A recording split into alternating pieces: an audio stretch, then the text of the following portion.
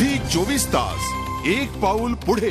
आपल्या सोबत आहेत माधव भंडारी, भाजपचे प्रवक्ते आहेत। भंडारी सर, झी 24 तास मध्ये आपलं स्वागत। अखेर ममता बॅनर्जींनी आपला आक्रमकपणा दाखवत सरकारमधून बाहेर पडण्याचा निर्णय घेतलाय। भाजप पक्षाच्या वतीने तुमची काय प्रतिक्रिया असेल?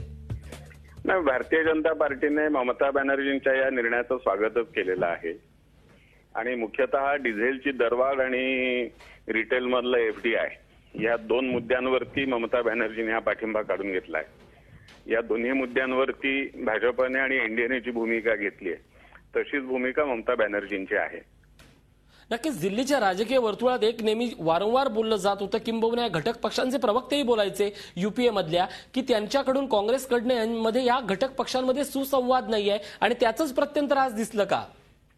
नाही, पवार साहेबांनी तर हा मुद्दा गेले वर्ष दीड वर्ष लावून धरलेला आहे की या युपीए सरकारमध्ये आम्हाला घटक पक्षांना योग्य पद्धतीने वागणूक दिली जात नाही, आम्हाला सन्मानाने वागवलं जात नाही। हे शरद पवार साहेबांनी अनेकदा बोलून दाखवलं, अन्यही पक्षांच्या लोकांनी बोलून दाखवलं। ममता बॅनर्जींनी यापूर्वी सुद्धा हाच आरोप केला होता आणि आता तर त्यांनी फारच स्पष्टपणाने हा आरोप परत एकदा केलेला आहे। नक्कीच या निमित्ताने तीच भूमिका आहे। नक्कीच या निमित्तानं या साऱ्या पक्षांची भूमिका ही पुन्हा एकदा जनतेसमोर आली। धन्यवाद माधव भंडारी साहेब आमच्याशी बोलल्याबद्दल। भाजपचे प्रवक्ते माधव भंडारी आपल्या सोबत होते। झी 24 तास एक पाऊल पुढे।